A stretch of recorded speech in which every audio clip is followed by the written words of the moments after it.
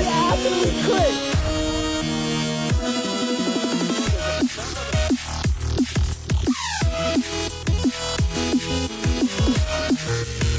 I cannot believe what I just saw. One of the craziest things I've ever seen. Like, I played this game for 8 years. Latin America, VGC 2019 champion Ashton Cox.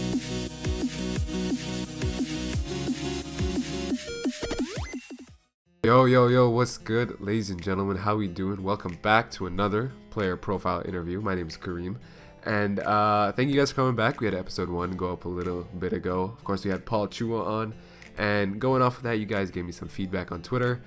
Starting off with, we're not going to make the episode 10 minutes, felt kind of rushed. We're going to go to 20, as well as you guys should have seen the highlight reel that played before this, so you know who we're interviewing, as well as we're going to make this more of like a discussion-based thing, not a question and answer, so it should be fun. But again, I'm talking a shit ton, and I'm not here to listen to me. We're here to listen to the one and only Mr. Ashton Cox. What's good, dude? Hey, how's it going? I'm so excited for this, honestly. Dope, man. Thank you so much for being here. You know, taking time out of your Nats practice. We appreciate it. Mm-hmm.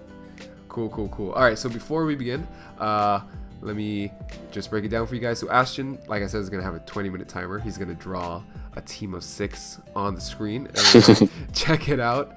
Oh, yeah. At the end. He didn't want me guys to tell you, but he's a graphic design major, so this shit's going to be fire. It's going to be dope. I'm ready, I guess. Yeah, and that's pretty much all the rules. So let me get the timer out, and we'll get started. You ready, dude? Oh, I'm as ready as I'm gonna be. Yep. Dope. All right, timer has begun. Draw away. Okay. Here we go. Okay, so we'll start off with the first question that I gotta ask. So, Ashton, what is your favorite competitive Pokemon? Well, it's funny you put the tag competitive on there, because everyone always asks me that question, and I say Jigglypuff, right? And they're like, no. I said, what's your favorite competitive Pokemon? And I'm like, yeah, Jigglypuff, right? And I know it sounds weird, but for those of you that don't know, in the Boston Open in 2015 at Worlds, there was that tournament, like post-Worlds, it was like a regional or special or whatever they called it. And I actually went 7-0 in day 1 with a Jigglypuff. You're kidding, and dude. So not only is it my favorite Pokemon, but it is my favorite competitive Pokemon, and I can say that now because I have cut an event with it. So yes, absolutely, hands down, it was like the most fun I had in an event. It was just great all around. Okay, hold on. Let's dial back. So Jigglypuff, this is 2015, right? Yeah, 2015 format. It was at Worlds. Okay. It was, yeah. You gotta tell me what this thing did. I can't. What did it do? Well, it was kind of weird. Like, it started out as like, oh, it gets Parish Song, and like it can go on a Parish team. Yeah, that's what I want to do with it. And in testing that, I like never clicked Parish Song once, and so I was like, okay, that's not what this Pokemon's gonna be doing for me, I guess. So I moved it around a little bit, and at the time I was messing with a team that I had made off of inspiration from one of the teams that Wolf had won that regional with, the Mega Venusaur one, and I was like, okay, well, Jigglypuff still isn't doing much for me. Like, it really is not helping out my team.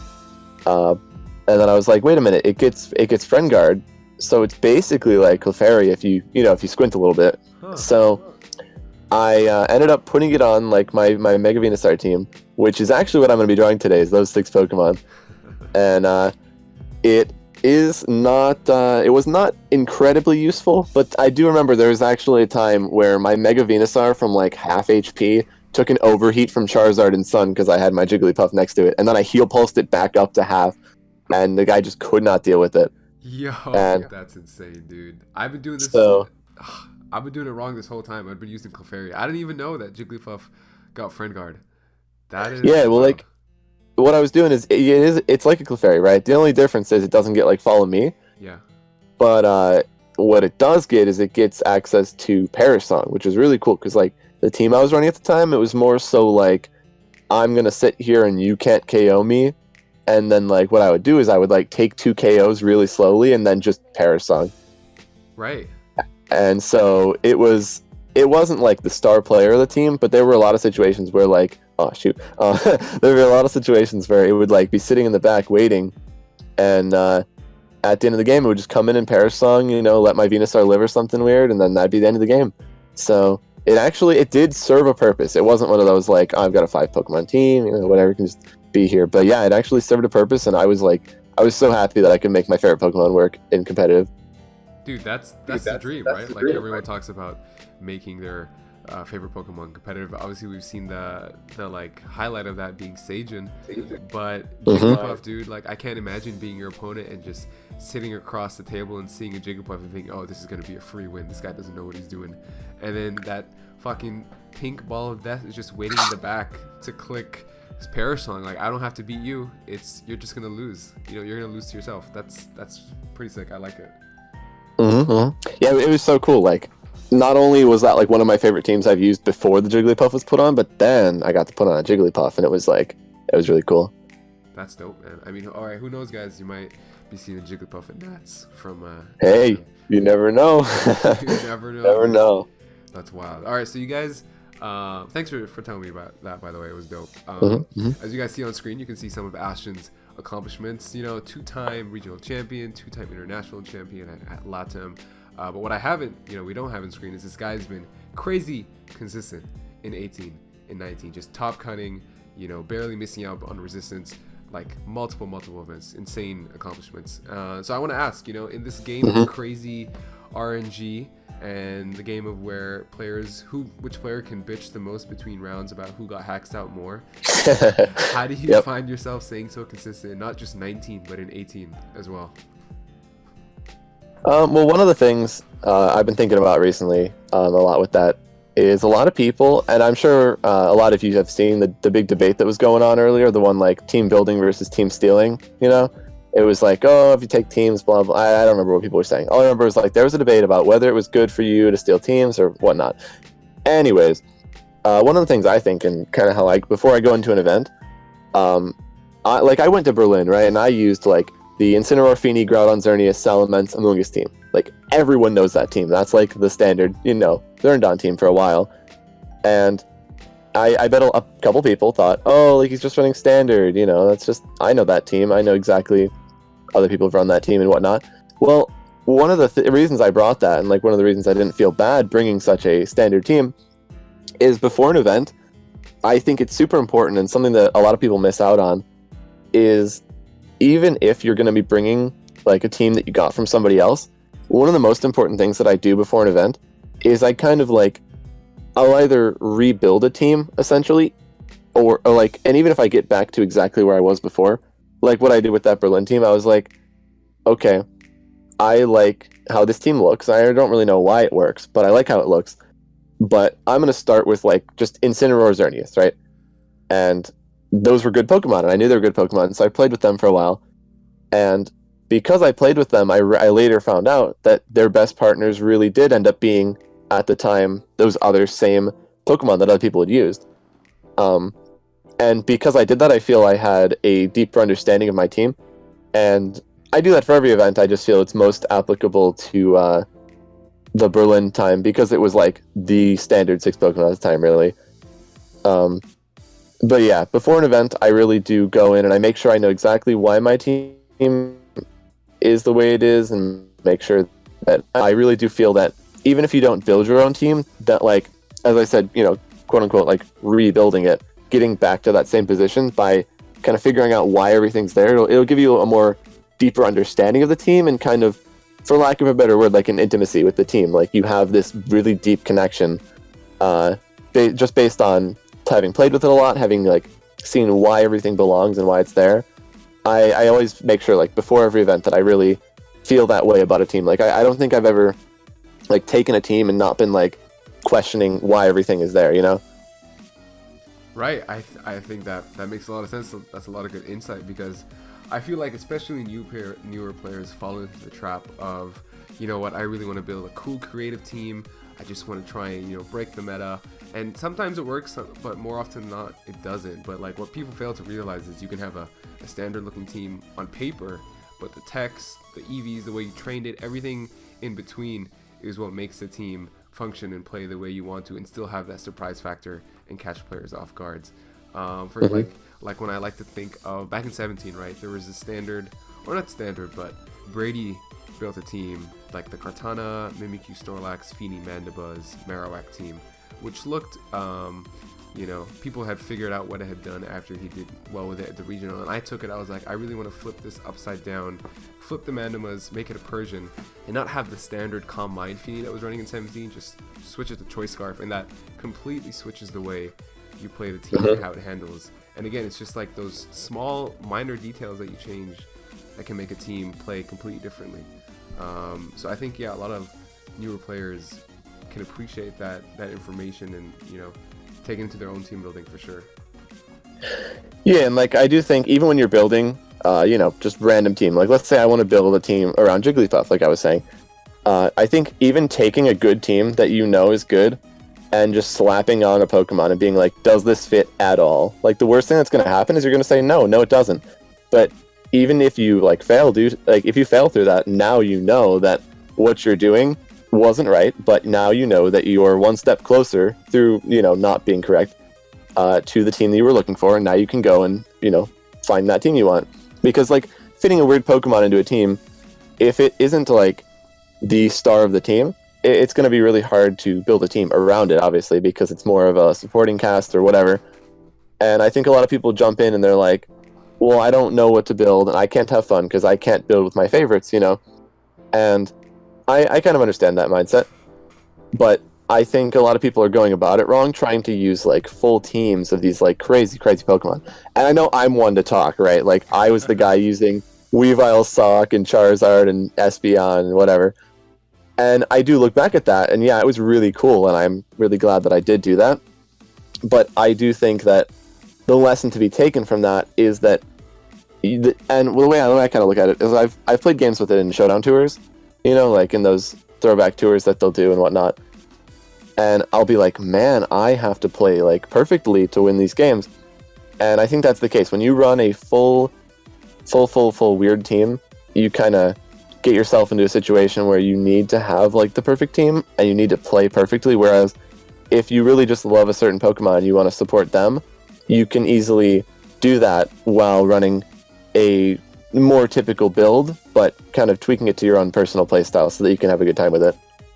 Yeah, and you know what? Actually, piggybacking off of that, like you said, you did come from that playstyle, which was, could be considered memey or just unorthodox, right? And I mean, you can correct me if I'm wrong, but I feel like that gives you a certain advantage because you kind of know what a lot of these mods do, right? You just have it in the back of your head and that knowledge. A lot of people, when they're going in a showdown, they look through the same 20, 25 lists of Pokemon and try to build from there, but you have all this knowledge that a lot of people don't know. Do you think that's helped you in your team building? Yeah, definitely. I feel, not in the too much recent past, but in some tournaments, I have come across something super, super wild, and I'll sit there and I'll think about it for a minute, and I'll be like, yeah, I know why my opponent is 4-0. They have some cool stuff, but I think just due to knowing essentially what that Pokemon or that spread or something does, I'll have an easier time kind of handling it and not getting caught off guard. Whereas I feel some people don't really study up too much, on some of that stuff. And I don't remember who said it, but someone said on Twitter, they were like, make sure you respect all those weird teams you see on Showdown, before a big event, because they really are good players using those, weird things. I mean, this is not a good example because I know this was not a super, super serious team, but there was a Sigilyph team going around, right? And I don't think that's the best call, but it's the same kind of idea for it. That may be something really good, so you should at least know why that person may have made that team. So I think just kind of and not even playing with Pokemon as I would have done or do currently, just kind of seeing them, and instead of saying, oh, that's weird, that doesn't work, being okay, I want to understand what my opponent's thinking, and maybe the answer really is nothing and they're just running weird Pokemon, but at the very least you should kind of go through that thought process and be okay, take a step back, what's actually going on here? Exactly. Yeah, I think you said it perfectly. Another player that kind of brought this up to me, Gary, I'm sorry dude, I can't say your last name, Kwan, however you say it, he just because he brought, at Santa Clara, right, he brought Kling Klang, and I was like, what does Kling Klang do? And he goes, it has Trick Room, it has Clear Body, and it has and he was like, it has a reliable way to KO Kyogre with like Z Wild Charge. I was like, how the fuck do you know that, right? And he was just like, I have all this knowledge of like Pokemon just like in the back of my head, like I just know it, and that's why I think it's so valuable. Like you, Gary, come to mind, Jamie, you know, all you guys just kind of have what people would call weird strategies, but in the long term, they just help you. You know what I'm saying? Oh yeah, definitely. What would you think? I mean, you said that those teams you kind of have to play perfect with to have a good game plan. Do you feel there was like a turning point that you transitioned from those kind of teams to the more solid teams that you have now? Yeah, it's actually, funnily enough, it goes along with this Jigglypuff team, and not so much the Jigglypuff portion of it. But I don't know how much, you know, you or anyone watching would really know my history, and I don't expect anyone to, so this might sound a little like, oh, you should know everything about me. But back at 2015 Massachusetts Regionals, when I lost to Wolf in finals, I was using, funnily enough, his team that he had like just used at like, I think it was at Florida, like the week before, and I was doing that off of just like a total whim. I was like, I have no idea what to use. This team is not me. It's definitely not me. It has really bulky Pokemon. It's defensive, whatever. But I really have no idea. So I'm just going to go with it. And I ended up making finals and losing to him. And at the time, and still now, I do really look up to him as a player. And getting that experience of battling with him and using his team against him and having him use his other team against me, I kind of realized that I really enjoyed the playstyle that he had and that I was trying to adopt, which was more of a kind of like bulky, slower playstyle. And a lot of the time, weird Pokemon don't support that, and sometimes they do. But one of the bigger issues I started having with my teams after that point was like, well, I can't switch in on anything. I've got like a Weavile that doesn't switch in on anything, you know. And so one of the biggest things is I kind of thought to myself about my playstyle, and I realized I did want more defensive pivoting. And just to, you know, use another example, like I know Jamie or you know, all the other people who use weird teams with me, they typically like I'll look at their team, or anyone will look at their team, and they'll be like, those are a bunch of small, frail Pokemon, you know. Yeah. Like I know even recently he used like Salazzle, Excadrill, Ditto on a team, right? And those look wild, and they don't really switch in too well on things. But what they do, and I understand this obviously because I've done it too, but the goal of those teams is to do one thing and do it really, really well. And the thing about that, though, that I started having an issue with is if you can't do that thing, you're kind of sunk. And that's not even that bad. I do think that that's a very respectable game plan to go for. But at the time, in about 2015, I started realizing that I wanted to have something that I felt was more consistent, personally. And so I started moving towards more bulky teams. I mean, it's paid off for you, right? You've been doing pretty good since then. Definitely. Yeah, well, I definitely appreciated the change. And in the midst, I still have been using some of my weirder things. Like, after that event, I ended up cutting Florida Regionals with an Assault Vest Kangaskhan in 2016, and 2 other Megas on the team, and, you know, weird stuff like that. But to this day, it really kind of, like, is a little hard for me to go back to it now that I've gone into a, I guess I would say, like, different realm of play. So I definitely feel that. It's you know, it's also that thing, once you have such good success and you've gotten so used to it, like, I don't know, I feel like it's kind of ingrained in you, that style of playing, because you just know it's going to pay off, and you always don't really have to second guess so much when you're playing with those style of teams, because you know you have a solid backbone to fall on. Mm-hmm. Yeah. It's just very safe, I would say, the way I've been looking at it recently. Exactly. So, and I think safe usually translates to consistency, and if, like I said, you're probably one of the most consistent players we've had in like the last 2 years. So congratulations, dude. Very cool. Yeah, no, I definitely think that the transition has been, you know, helpful, definitely. Like, I really like how I've been playing recently. I feel the teams I've been using, though not as cool, and I do feel bad because I know a lot of people like looked up to me as a team builder and were like, oh my gosh, like, the stuff he uses is awesome. And like, I really like that, you know, it's very cool to me. But yeah, as I said, it's kind of just like, I've gotten to the point where, and as we were kind of touching on before the call, about like Pokemon becoming, you know, more of like other esports, it's kind of to the point where I am I'm just trying to like make some consistent, you know, income off of this, and like being safe is the easiest way to do that, I guess I would say. And I really don't like how that I don't like that that's the fact. But I feel a lot of people sometimes forget that like me and a couple other people are like doing this kind of as our jobs, really. Yeah. And I wish it was. I wish it was easier to use more fun Pokemon, but until we get more support from like Pokemon in them, it's going to be a little hard. But I will always do it at more fun, smaller events, most likely, and maybe it's some bigger ones. I'm not saying I would never, but I definitely feel that, you know. But to add to that, you know, you said becoming a more established player. I feel, you know, you already, in my opinion, are at that point. What it comes down to is getting the sponsorship and the recognition from like bigger companies and stuff. So if you get, once you get to that point and, you know, say you become sponsored, that gives you the luxury of, you know, becoming like a content creator like many of the sponsored people are, and that's your outlet to use more creative, you know, techniques and stuff like that.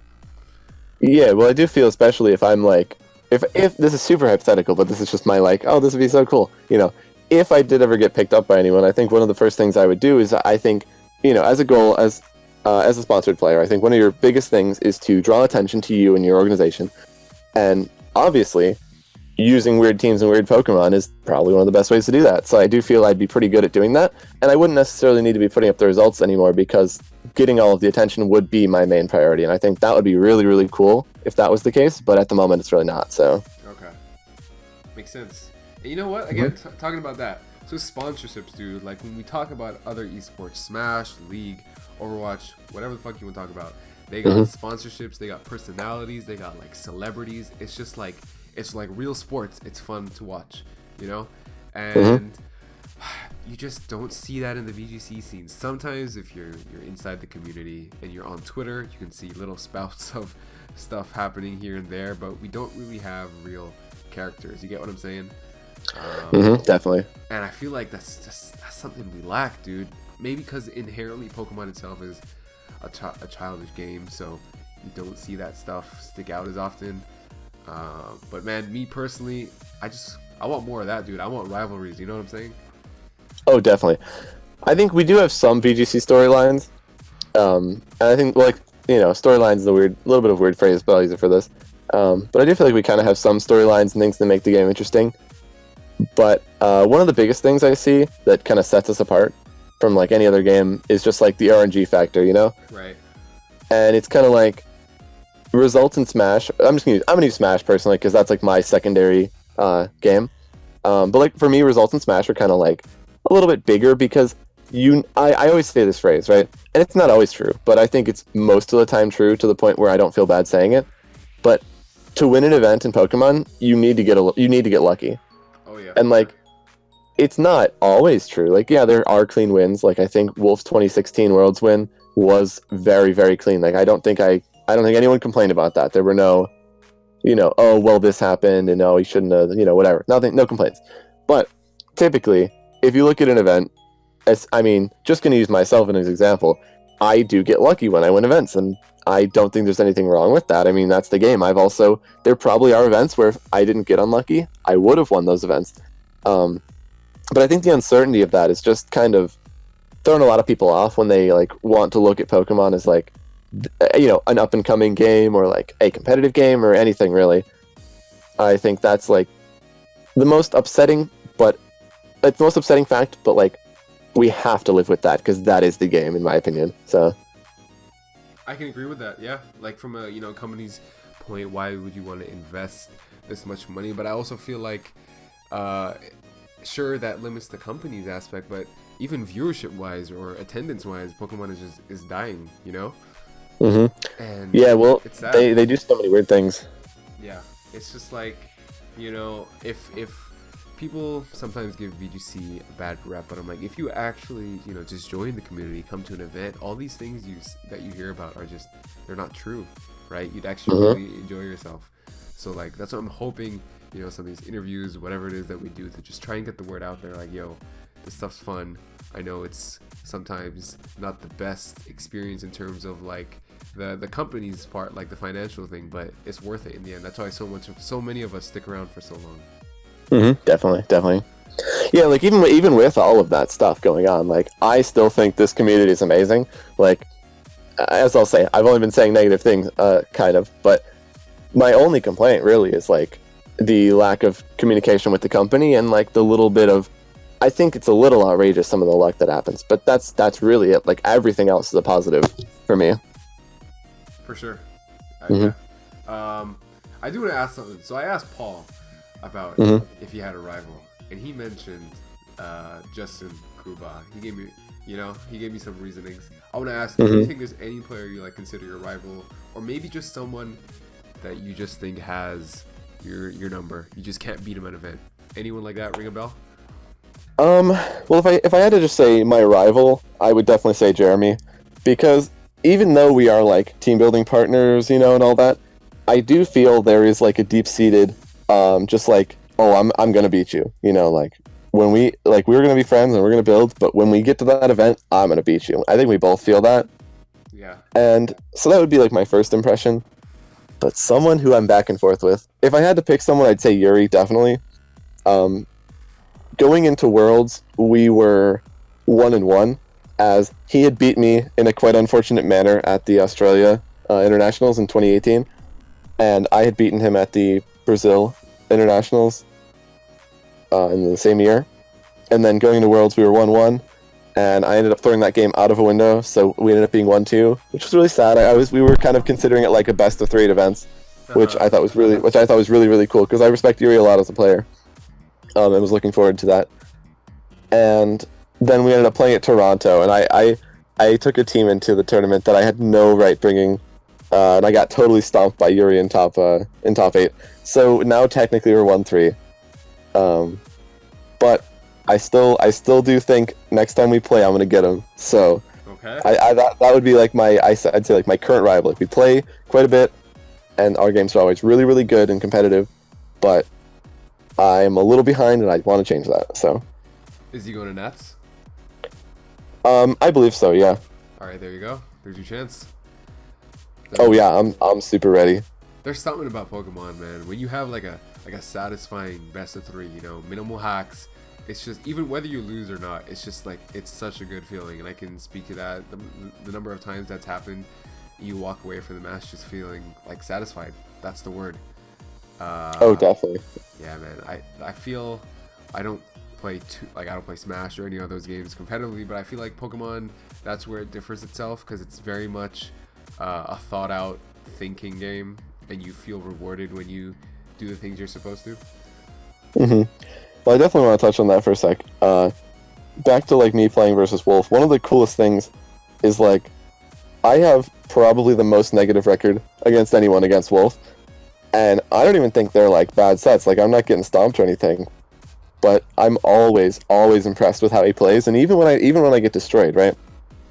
I'm like, oh wow, that was really good. Like we'll have a moment, and I don't need to lay out any of them, but like we'll have a moment, and then he'll like totally read me and totally like destroy me. And I'll look up and I'll be like, wow, that was really good. And he'll be like, hey, thanks. And like it's super fun, and I'm sitting there like getting destroyed, but I'm having a great time. So. Yeah. I totally agree with that. That's the best, man. Yeah, that happened to me one time. So I played Terry. This isn't a podcast with me. I shouldn't talk about me. But I played Terry Hong at an event, and when we first met each other, dude, I hated him. He probably didn't like me. We just didn't get off on the right foot. And then we played at post regionals MSS.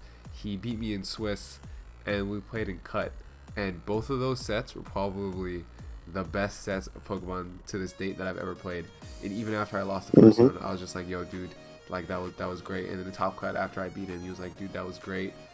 You hug it out, and it's just like, it's so satisfying, because he was reading me, I was reading him, and you're kind of like, wow, did you really just fucking make that play, dude? You're like, you're crazy. Yep. You have to show that kind of admiration, like, shit, you got me.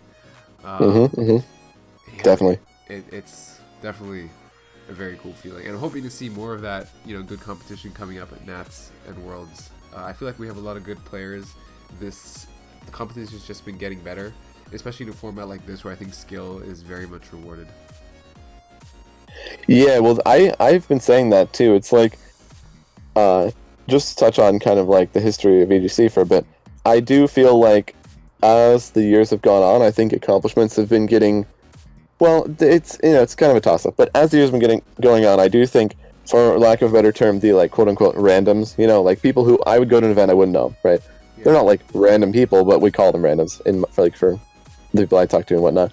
Anyways, I do believe the general player base and the random players have been getting much, much better. And so I think we're at the point in the game where, with just like, maybe it's a little luck, maybe it's you made a few misplays, but like almost anyone can be beaten right now by like almost anyone. So I think we're at such a competitive stage of the game. It's like, it's really impressive, honestly. Yeah, I mean, I'm pretty sure it was cased. Someone posted a tweet of like a 2011 or 2012 World's player base. It was like a picture of like 4 people. I was like, it's fucking hilarious.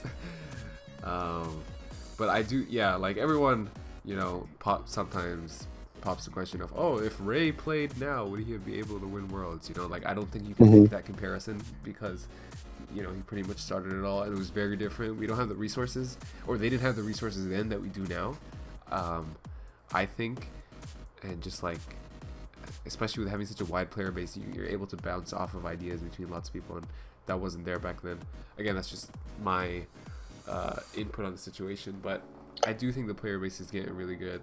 Like, even just 2017 when I started, you could sometimes go to an event, oh, round 1 free, right? Like the random, like you said. But now it's like, especially with events getting smaller, it's just getting more and more stacked, Oh yeah, well that's what I was kind of gonna say. Is like, now you go to an event and even the people who are like quote unquote random aren't even random anymore. Like, because the events are so small, you'll fight somebody who you don't know, but like, yeah, they might have even just cut a regional, Exactly. And like, you like sometimes you just won't even know because it'll be like, it's just so competitive at this point. So, and it's just kind of like impressive to me, and to a point. Like, I like that we've been pushing ourselves as a community, I guess, and I know that a lot of people have been feeling, at least from what I've seen, a lot of people have been like finally feeling like they're, at a good point. Like, they feel like all the work's been paying off, they're kind of seeing the success they want, and I think that's really cool. For sure, man. You know what? I do want to switch gears from Pokemon really quick. As you guys can see on the screen, this man owns a mini golf place where he lives. That's so good. So I want to ask, has anyone ever popped into that mini golf place and be like, oh my god, it's Ashton Cox, sign my shirt? Has that ever happened? I'm honestly surprised that it has not happened at this. Damn. Has not happened, huh? Like, in my mind, I'm like, maybe someday it'll happen. And like, people around here that I know, obviously will do that. But yeah, no, surprisingly, actually, no one has yet. And I have like seen people out and about where I live, not frequently at all, but like sometimes I'll see people and they'll be like, hey, you're Ashton. I'm like, yes, kind of like confused. But yeah, no one's actually came in. Maybe people have and they just didn't want to talk to, like, they were too scared to talk to me or something. But yeah, no, sadly, no one really has. It'd be really cool though. Yeah, man, that's what I'm talking about. Celebrity status. We gotta get our Pokemon players. Celebrities. It's easy. Get on the map. Seriously. Also talking about that. So how's it feel to be the boss of your friend David Mancuso? Oh wow, he works at the mini golf and been working there for a while. I do want to say he is probably one of the better employees we do have, but being his boss is really funny because, I'm not technically his boss, but I like to think I am, and I always tell him that I am. So it's kind of funny. I always go in and mess with him whenever I'm free. So it's really fun. Yep. Yeah, that's all that matters as long as you think you're the boss. Oh yeah, no, I definitely think I'm the boss. So it's good.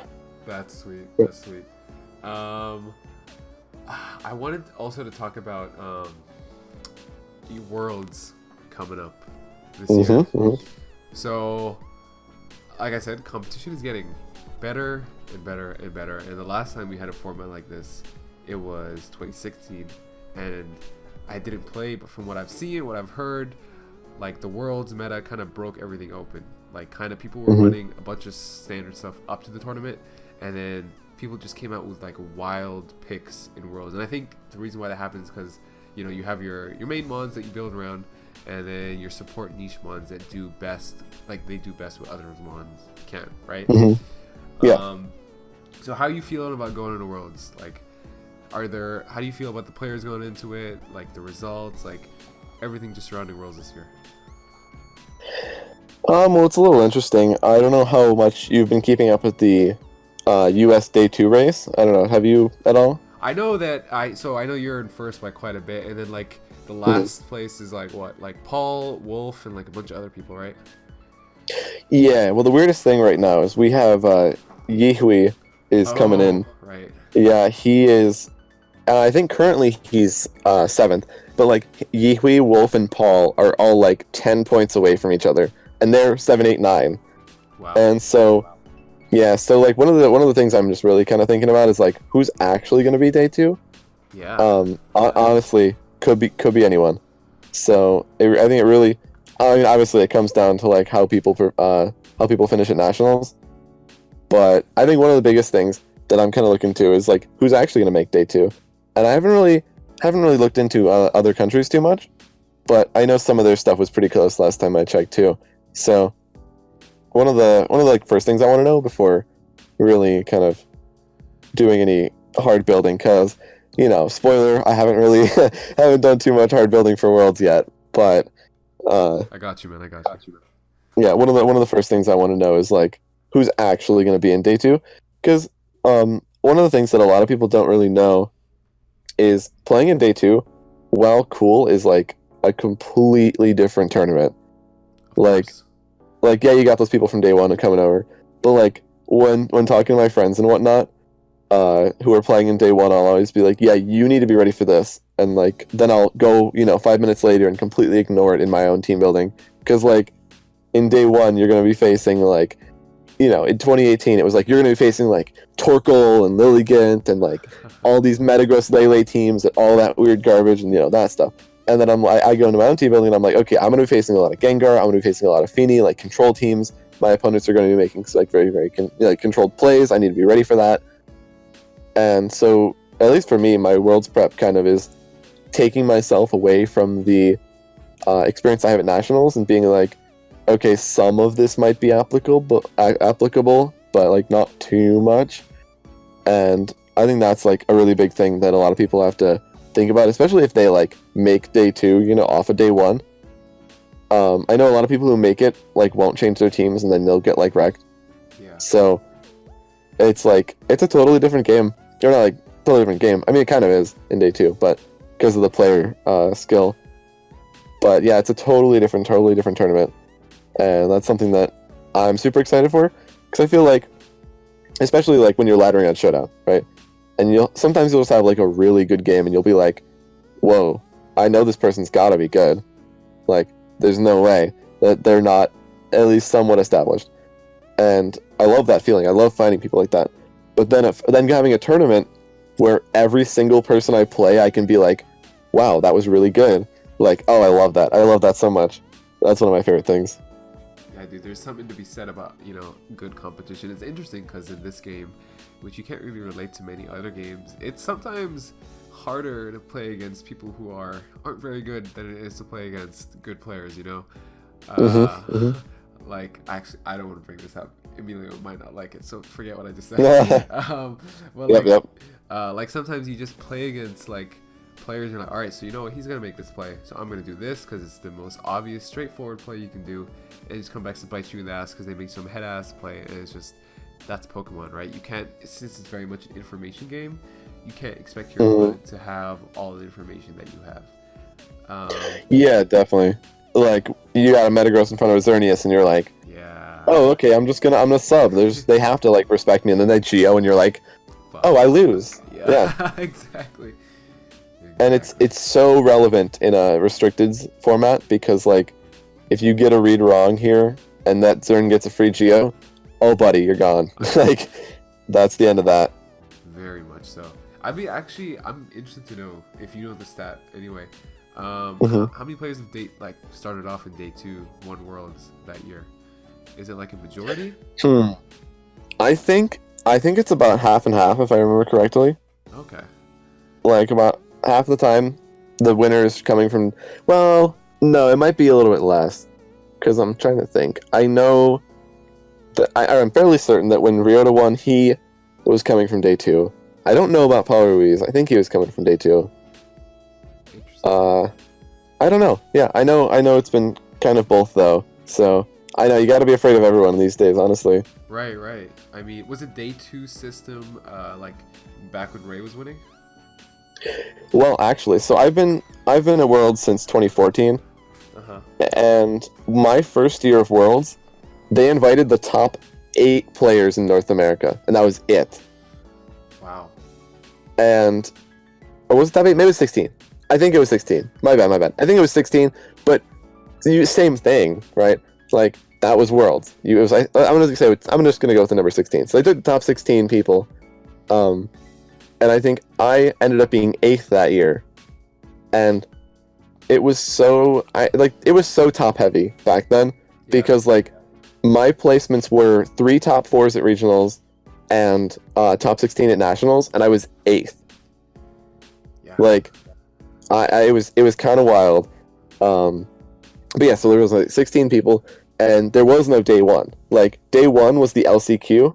I don't know how many people might have heard of that, but back in the day, anyone could show up. It might have been capped to a certain number, but basically anyone could show up, play in this tournament, and if you performed well enough, you got into Worlds, and that was it. It was like, I think the top 4 players got taken into Worlds, and that was it.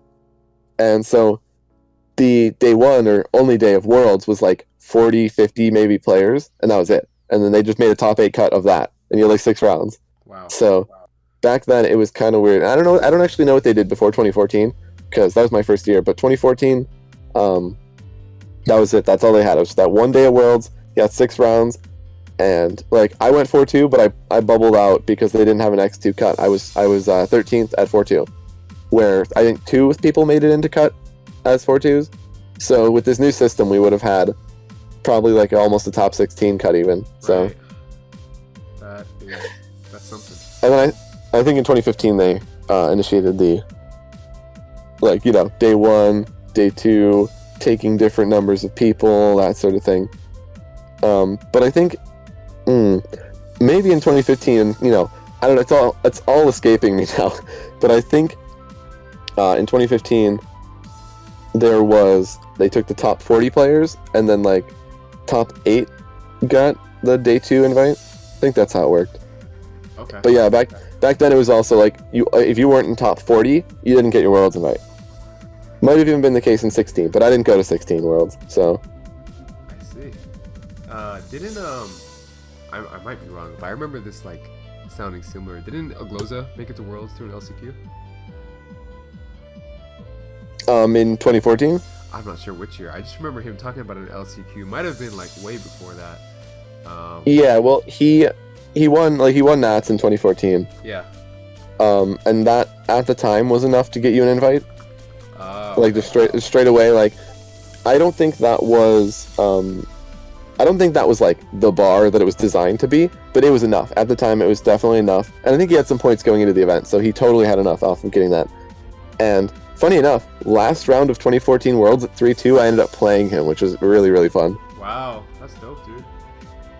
Yep, and now it came down to this weird.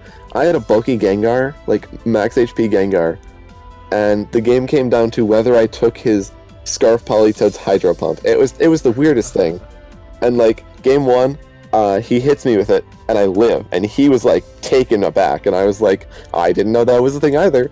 And so I get a KO on Ludicolo, and the game was like over from that point. Game 2, same thing. He like fakes me out on my Weavile, Hydro Pumps my Gengar, but I died this time, and I was like, oh, this is scary, and so I like lose instantly. Game 3, right?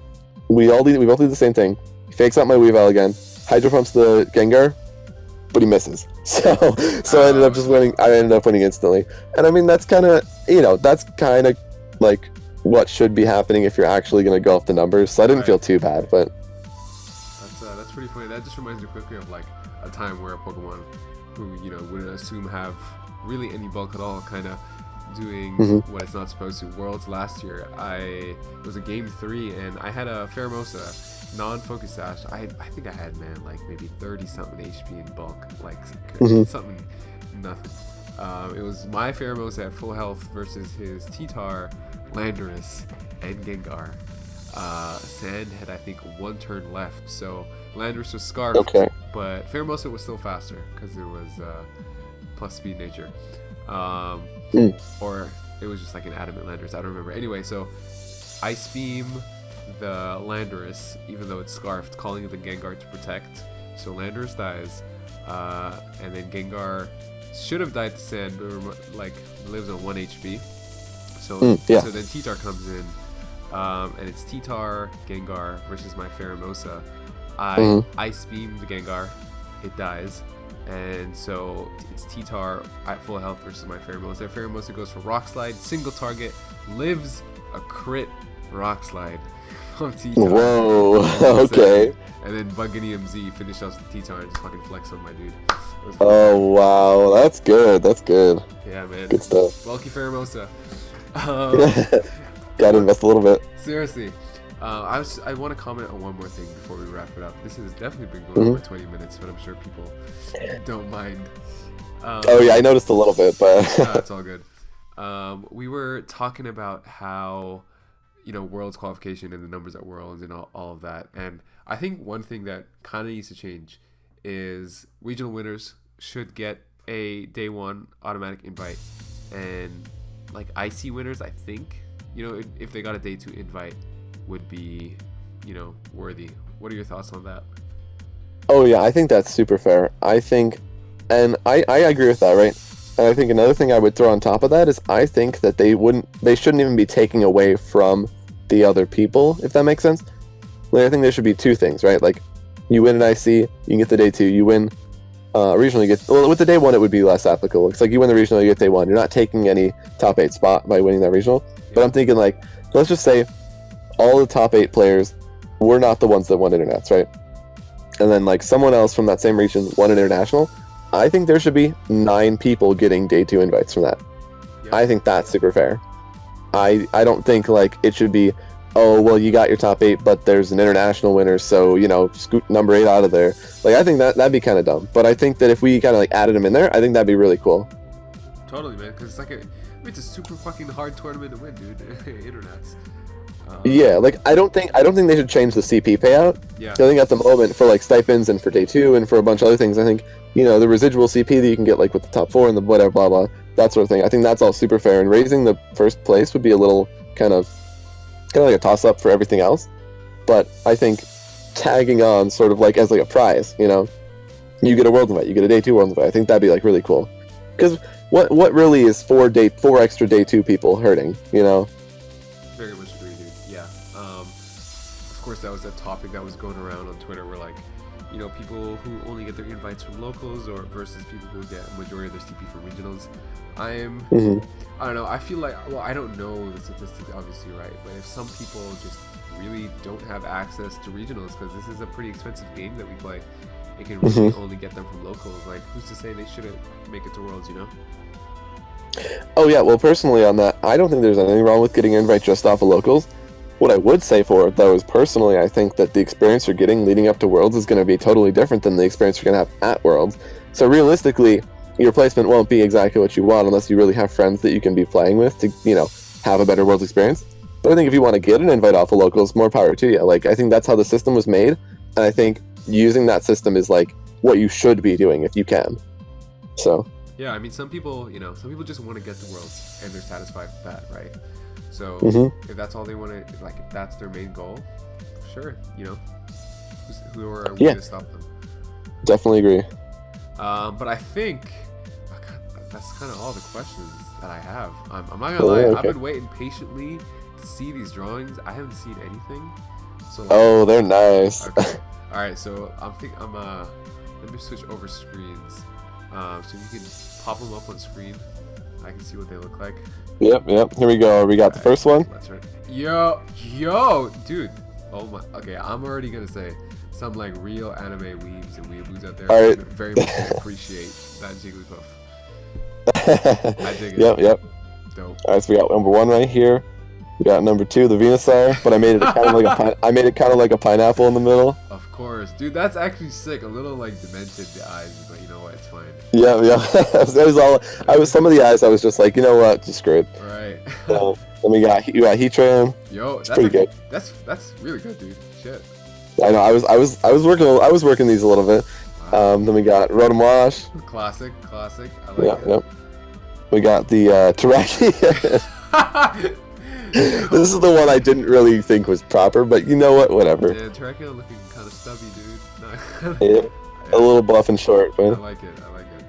Looks like. And then we got Landers. I really like this Landers. I think it's so funny. Dude, I like the colors, dude. I mean, he looks fierce, but like, you know, like happy at the same time, right? He's kind of got like a surprised look on his face. He's like, I am here to click Rock Slide. Right.